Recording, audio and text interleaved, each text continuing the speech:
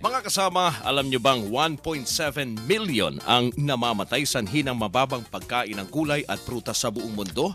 Ayon po sa report ng World Health Organization, ang mababang pagkonsumo po ng gulay at prutas ay maaaring magdulot ng pagkamatay sa 14% ng cancer sa bituka, 11% ng ischemic heart disease at 9% po ng stroke. Ako po si Rod Marcelino at welcome sa Radyo Mo sa Nutrisyon Season 3. Malusog na katawan, nutrisyon ang kailangan. Malusog na isipan, nutrisyon ang kasagutan. Para sa malusog na mamamayan, gusto nutrisyon ang katuparan. Radyo Mo sa Nutrisyon, kabalikan niyo sa kinabukasan. Mula sa National Nutrition Council, tamang informasyon para sa mastong nutrisyon. Mula sa mga ekspertong may pusong pagkalinga. Isang malusog na hapon mga kaibigan, last day na ng June at isang tulog na lang ay July na. At ang ibig sabihin nito ay Nutrition Month na. Nako, talaga, ang bilis po ng araw. Happy 38th Nutrition Month mga kasama.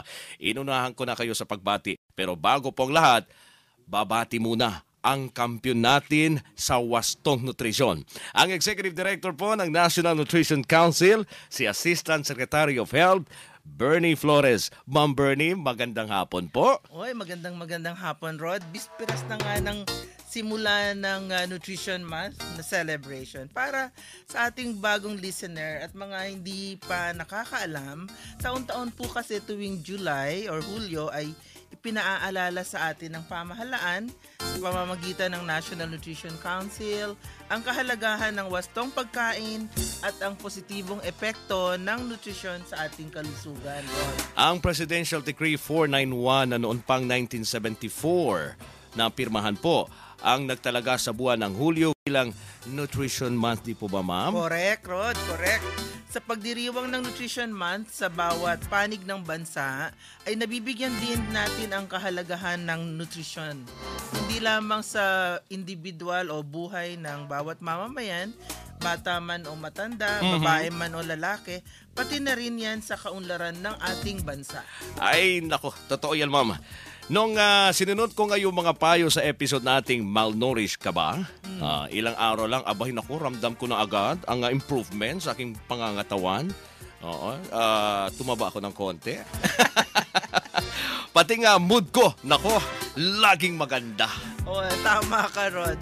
Alam mo, ang buting dala ng wastong nutrition ay di lamang sa physical, kundi maging sa isipan. Kaya nga yung moods natin ay physically and mentally. Dahil dyan talaga naman kailangan malaman ng ating mga kababayan ang kahalagahan ng nutrisyon at ang Nutrition Month nga ang isang paraan para dito. Alam mo ba na dahil malawak ang usaping nutrition, iba-iba ang tema ng Nutrition Month kada taon? Ay nako, alam ko yan, Ma'am Bernie. Kasi tandang-tanda ko nung last year, ang tema ng Nutrition Month ay isulong ang breastfeeding. Check! Ayun! Naalala tama, pa niya. sapat, at eksklusibo. Yan. Di po ba? Ano naman po ang theme ngayong taon na, ngayong 2012, ma'am? Importante naman ito. Ang ating theme for this year ay pagkain ng gulay ugaliin, araw-araw itong ihain. Yan. At upang ibahagi ang mga natatanging aktibidad para sa selebrasyon, pati na rin yung kahalagahan ng theme for this year's Nutrition Month, inimbita natin mismo ang Officer in Charge ng Nutrition Information and Education Division ng National Nutrition Council. Ito kasi yung division ng National Nutrition Council na siyang namumuno sa pagpaplano at pagko-coordinate ng pambansang selebrasyon ng Nutrition Month. Kaya, welcome na natin. bigyan na natin sa ating mga tagapakinig. Walang iba, kundi si Miss Jovi Raval. Welcome po, Miss Jovi, sa Radyo Mo sa Nutrisyon. Magandang hapon po, Asek Bernie. Magandang hapon po, Asek Bernie and Kuya Rod. At Magandang sa ating, hapon, Ma'am Jovi. Pati po sa ating masuking listener. Oo. Alright. Ma'am Jovi, Ano ho yung objective o layunin ng pagdiriwang ho natin ng Nutrition Month 2012? Okay. Tatlo po ang layunin natin. Una, gusto natin na mapataas yung dami ng kinakain ng mga gulay ng mga Pilipino. Pangalawa, gusto rin natin i-promote yung vegetable gardening, lalo na sa bahay, sa bakuran, sa mga paaralan, at kung kahit saan pa na pwedeng magtanim. At pangatlo, syempre, pag dumarami ang kinakaing gulay, nakakatulong tayo sa ating mga magsasaka. Kayo yung tema ngayong taon nakatutok sa gulay. Oo, bakit po, Miss Jovi, bakit naman kailangan nating taasan yung or i-encourage ang taasan ng kain ng gulay? Bakit po ba? Ano bang sitwasyon? Sa ngayon po, kokonti lang yung kinakain na gulay, no? Sa average, 110 grams lang bawat araw ang kinakain ng mga Pilipino. So, para mga 2 servings lang yon. Ang gusto kasi natin, 3 servings o higit pa ang kakainin. Lalong-lalo na sa mga 6 months and above, 6 months to 11 months, 2 grams lang ang kinakain. 2 grams, ano yun? Parang isang kalamansi. Ganun lang kalaki, karami? Ganun lang kakonti. Mas Parang ganun, mas parang- konti pa doon. Parang konting patak nga Kasi lang parang yun, ano eh. lang siya, no? Kasi 2 gramo isang lang. gram by isang guhit. Mhm. No, sa ano yan, sa timbangan. Ano? Oo. Kung sa isang kutsarita, 5 gramo. Oh, So, parang less wala than pang half one pa. half ng naku So po. talagang walang hilig yung mga Oo. Pinoy sa gulay. Oh, ah. bakit naman po ganun? Paano nangyari yung ganung sitwasyon, Miss Jovi? Bakit ganun kakonti? Oo. Nag-aaral ang NNC dyan, ano, sa kasama natin FNR. Ay, ang sabi kasi, ang gulay, una, hindi kumakain ang gulay dahil mahal. Namamahalan ng mga Pilipino. Uy, Oo. Pangalawa, maraming mga pamahiin tungkol sa hindi dapat kumain ng gulay dahil ganito, na hindi naman totoo.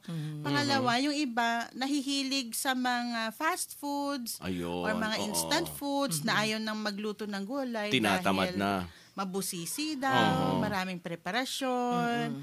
At saka yung hindi lang talaga nakasanayan simula pagkabata. Siguro hindi nakikita na kumakain yung mga parents. o Siguro, yung mga, no, ma'am, sa, no. sa pamilya. Isa yun sa mga posibleng dahilan, no? Oo. Lalo na kung yung mga miyembro ng pamilya hindi kumakain, yung mga Yung mga bata, bata, hindi oo. na rin matututong kumain. Okay. Ano naman po ang ano kung hindi kumain ng gulay? Yun siguro ang tanong ng marami, no? Kasi kahit naman hindi kumain ng gulay, siguro nakakatayo at nakaka-action pa yung mga nakikinig sa atin. Pero ano po ba ang importansya ng pagkain ng gulay, Miss Jovi? Sa gulay kasi marami tayong makukuhang mga sustansya dyan. Siksik yan ng vitamins, minerals, at pati mga phytochemicals na alam natin nakakatulong yan para sa growth and development, pati sa pag-iwas ng mga sakit. Ang gulay din, nakakatulong din yan para labanan yung mga kagaya ng nasabi kanina, yung mga cancer, sakit sa puso, pati diabetes. Kasi kung hindi ka kakain ng gulay, ang tendency, kakain ka ng ibang pagkain na usually high in calories, mataas sa alat, mamantika. So, yan ang sinasabi ng World Health Organization na kapag yung mga tao ay mababa ang konsumo ng prutas, pati ng gulay, mas malaki ang risk nila sa mga sakit sa puso, cancer at diabetes. Nako. Pati yata sa mortality, Miss Jovi, di ba? Yun din ang isa sa mga na-identify na ng Dahilan. World Health. Oo. Ang mababang pagkain nga ng gulay at saka prutas ay isa sa one of the top 10 na risks sa pagkamatay. Kaya napakahalaga talaga na kumain tayo ng prutas at saka gulay. Gaano po ba dapat karami yung gulay na dapat kainin sa bawat araw? Sabi nyo kanina yung ang liit-liit lang ngayon ang kinakain ng mga bata. 2 gramo lang. Oo. Ang global recommendation po ay at least 400 grams ng prutas at gulay o 5 servings. Okay. Tapos sa gulay, 3 servings naman kada araw.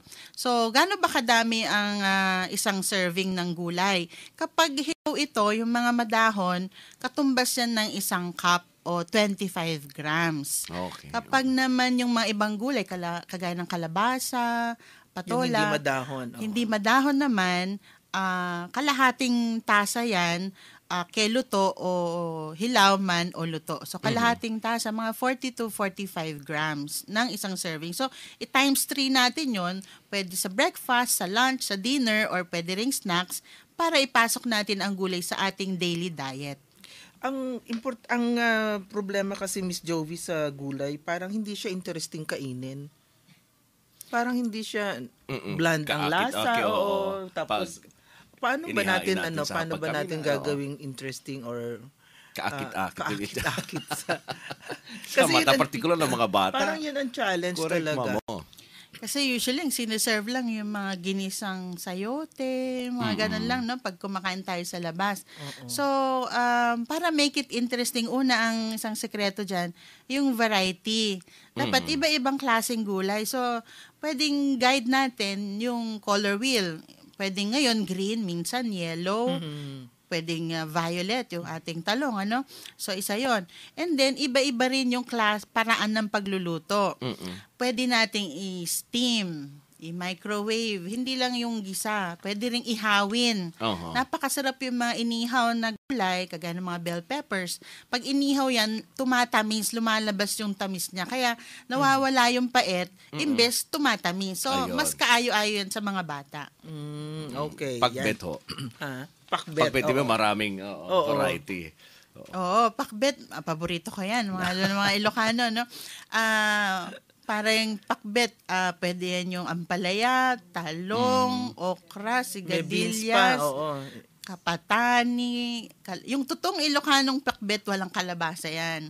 Yung Tagalog pakbet, may kamote. Kaya Yun naman manamis ang kapalit. may kamote. Yun ang pampasarap nun. At saka may bagnet. Ayun ang masarap. Pero medyo hinay-hinay din kasi high fat din yung bagnet na yan. So, bukod sa pakbet, may chapsuy, pwede rin yung mga ginataan. Naman anong gulay pwede nating iluto sa gata lalo na yung mga taga Bicol. Naalala ko tuloy yung sinabi ni Ma'am Bernie, mas colorful yung ulam, mas masustansya, mas maraming mas kulay. Mas maraming nutrients. So, okay. Nako, mga kasama, napakasustansya po ng ating talakayan.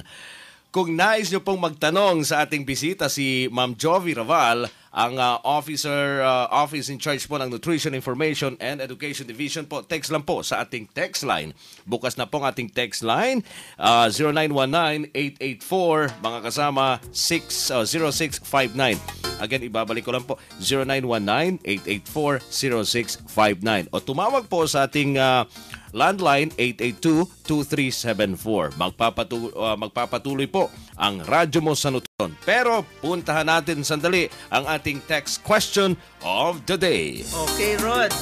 Madali lang, Rod, yung ating para mabilis silang makasagot. Pero medyo mahaba lang yung sagot. O sige, ready na po kayo? Ang atin pong text question for the day ay, ano ang tema ng selebrasyon ng Nutrition Month 2012? Naku, napakasimple, Baka ma-check tayo, mamaya. Hindi check. Baka mamaya ang isasagot ninyo, check. Yun ang tema nung Last nakaraang year. taon. Okay? Ang dami natin ng Correct. Mga kasama, i-text lang po inyong sagot sa ganitong format. Ang full name, space, syempre ang address po ninyo, at ang sagot po sa ating question of the day. I-send po inyong sagot sa 0919-884-0659. 0919-884-0659. Magbabalik ang radyo mo sa Nutrisyon. Radyo mo sa Nutrisyon. Ulirang ina, bigyan ng prutas at gulay ang inyong pamilya araw-araw. Iwas sakit na, menos gastos pa. Iminumangkahi ang pagkain ng prutas at gulay sa 5 servings araw-araw. Ang kalahating tasa ng lutong madahong gulay ay katumbas ng 1 serving. Isang pirasong maliit na prutas o isang katamtamang slice nito ay katumbas ng 1 serving. Itago, iluto, iimbak at i-preserve ang gulay ng buong ingat upang mapanatili ang taglay nitong sustansya, lasa at kulay. Maraming pag-aaral ang nagsasabi na ang pagkain ng maraming prutas at gulay ay nakakatulong sa pag-iwas sa cancer, diabetes at hypertension. Labanan ang kahirapan at malnutrisyon. Wastong nutrisyon, alamin, gawin at palaganapin. Isang mensahe mula sa National Nutrition Council, Department of Health. Radyo mo sa Nutrisyon. Welcome po muli sa Radyo Mo sa Nutrisyon at guest resource person po natin sa studio si Ms. Jovi Raval. Siya po ang Nutrition Officer 4 ng Nutrition Information and Education Division. Siya rin po ang officer in charge ng division na to na siyang nagplaplano at nagko-coordinate ng malawakang selebrasyon ng Nutrition Month among others. At ang ating paksa ay ang pinagdiriwang natin sa buong buwan ng Hulyo na 38th Nutrition Month sa buong bansa. Okay. Alright mga kasama, going back sa ating talakayan. Okay, Ma'am Jovi, ano ho yung kaugnayan po ng pagkain ng gulay sa non-communicable diseases? Oo. Siguro emphasize natin yun, Rod, kasi napaka-importante na yung aspetong yan ngayon. Itong mga non-communicable diseases, ito yung Baba. Ayun. Take 2 ulit tayo. Sige. maglalaro eh. Ano yung itong mga non-communicable diseases, ito yung cancer, sakit sa puso, diabetes, yung pati yung sa mga sakit sa lungs, no? Ito yung mga mas common. Ito yung mga may koneksyon ang diet, tamang diet sa pagkakaroon nito. Pag sinabi nating tamang diet, syempre kasama dyan yung pagkain ng tamang dami din ng prutas at saka gulay.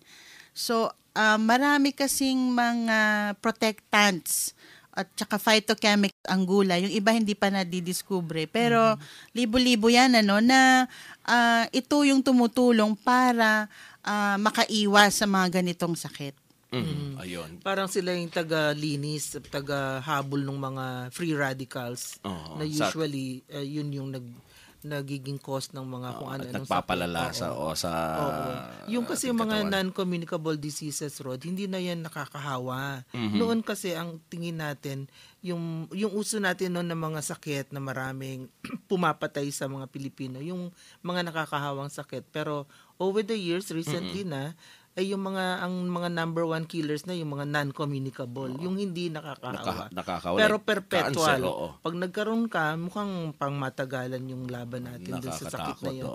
Kaya napaka-importante yung aspeto, sabi nga ni Ms. Jovi, marami pang mga substances sa gulay at sa prutas na rin na hindi pa nadidiscover yung kanilang pero napaka-beneficial sa protection, sa pag-protect sa katawan. Ika nga nila, prevention is better than cure.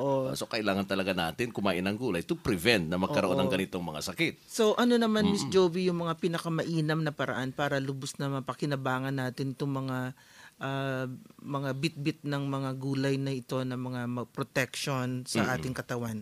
Okay, magandang tanong po yan, no?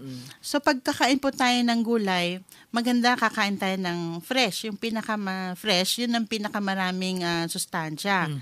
So, and then, yung paraan natin ng pagluluto, yung kung saan ko-conserve yung pinakamaraming nutrients at kasama dito yung pag-steam or pati pag-microwave, pati yung pwede mo lang siyang ipatong sa sinaing.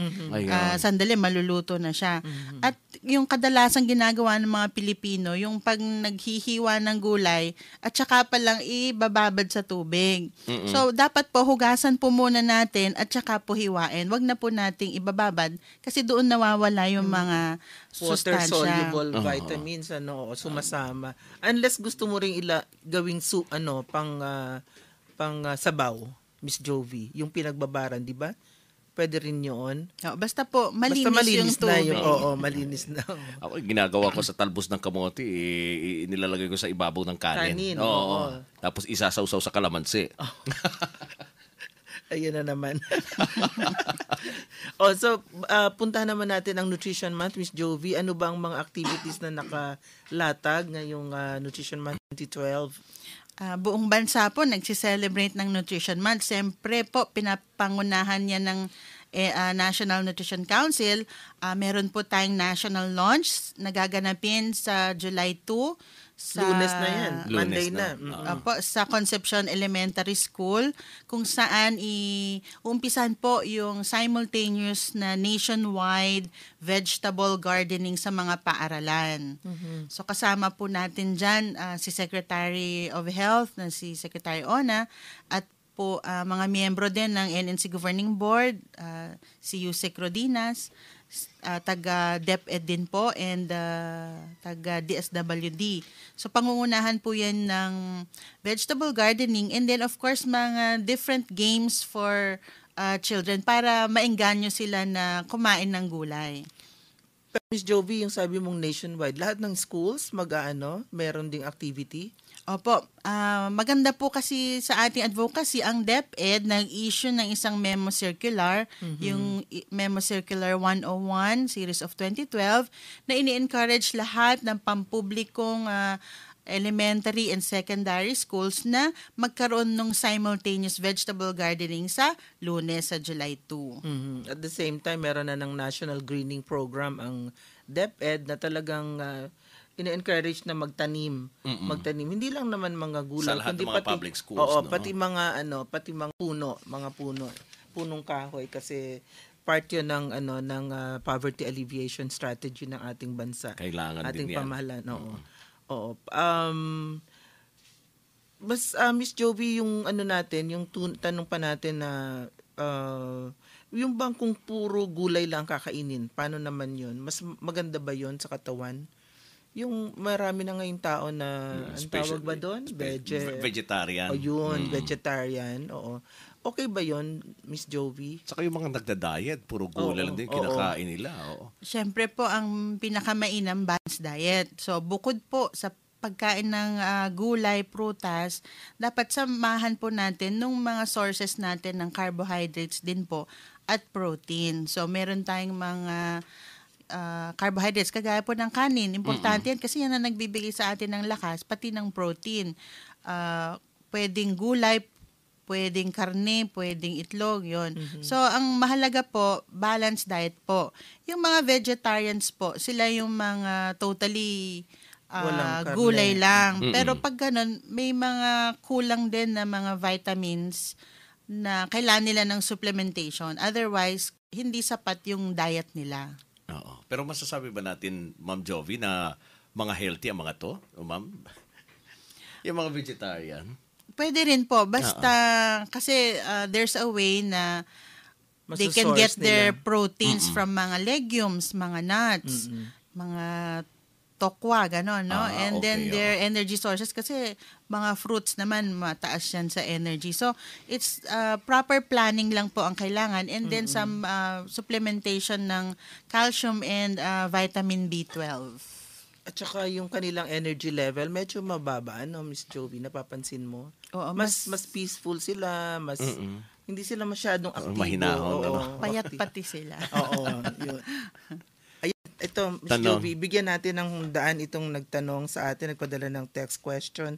Si Miss Ina Villamin ng Las Piñas. Ano pong gulay, Miss Jovi, ang mahusay kapag constipated? Maganda pong tanong yan. Marami po, lalo na yung mga medyo may edad, madalas nagko-constipate, pati yung mga buntis. So, yung mga fiber-rich na mga gulay. So, usually yan, mga leafy vegetables, kangkong, talbos ng kamote, saluyot, spinach. Yun po yung mga kainin po natin para mas mapabilis yung ating pagdumi. Okay. Siguro bigyan natin ng daan pa rin yung mga pagkain at saka mga benefits or nutrient content ng mga to, Miss Jovi, para halimbawa, sinabi mong dietary fiber. Ito yung mga bigyan natin ng daan. Ito pa pala, may isang pang tanong. Si Deo Agus, Miss Jovi, ng Cavite. Okay lang po ba na prutas lang ang laging almusal? Puro prutas lang. Baka magutom ka, Deo. Kasi po yung prutas, that's mostly made up of your sugar and konting fiber. Pero hindi po kayo usually mabubusog dyan. Maganda po kasi na yung ating breakfast, yun yung pinaka mabigat na ating meal kasi that will provide us the energy for the rest of the day. So kulang po yung prutas lang. So dapat meron din tayong whole grains o mga Tsaka protein based in addition sa fruit. At gulay. Oo. Mahirap 'yan. Miss Jovi, ano pa mga ibang iba pang mga nutrients at saka sources, sa gulay, makukuha sa gulay? Okay. Sa gulay, meron nga yung nabanggit kanina, yung dietary fiber. mga example ng Example dyan, no? Hindi lang mga eggplant, malunggay, broccoli, pati yung ating mga butong gulay, mga green peas, abitsuelas, patani. Bukod doon, meron tayong mga vitamins, no? Especially vitamin A. Alam natin na yan yung pampalinaw ng mata. Kagaya ng mga kalabasa, carrots, at hindi lang yung mga yellow na gulay, pati yung mga green leafy vegetables, alugbati, pati mga mapait na ampalaya, gabi. Taas yan sa vitamin A at iron. Pero maganda ring i-emphasize na yung vitamin A, pati yan sa normal na paglaki ng bata at pag-improve ng immune system. So, hindi lang sa mata. Vitamin B din, kailangan din yan sa paglaki para lalo sa mga bata at saka sa mga nerves, no? Para maganda ating coordination. At saka pampaganda din yan ng kutis, pati kuko, tsaka balat. Biglang tinignan yung kuko. Kagaya mga dried beans, kidney beans, kangkong, cabbage, ampalaya, malunggay, no? May mga paulit-ulit tayong mga gulay kasi talaga namang siksik yan sa sustansya. Vitamin C din, pampaganda ng ngipin tsaka mga gums para mabilis din mag-heal yung ating mga sugat.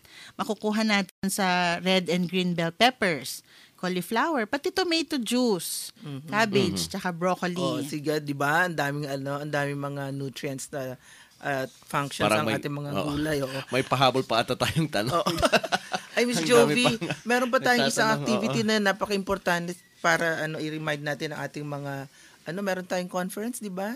Ngayong July. Opo, ang National Nutrition Council may inorganize pong national conference naman ng mga Nutrition Action Officers. Ito po yung mga nasa province, sa city at municipality na siyang mga action people natin tungkol sa nutrition naman. So, sa July 12 to 13 po yan sa Philippine International Convention Center. So, kung may nakikinig mga Nutrition Action Officers, i-reserve nyo na po yung araw. Paalam na kayo sa mga mayor, governor nyo at humingi na rin ng pamasahe at punta kayo dito sa Manila. Meron din tayo ng di ba Miss Jovi, FNRI Seminar Series at saka PAN Convention, di ba? FNRI Food and Nutrition Research Institute Seminar Series sa July 5 to 6 at yung Philippine Association of Nutrition na National Convention sa July 9 to 10 din po. Okay, meron pa tayong isang tanong, humabol si Jane ng Santa Ana, Miss Jovi.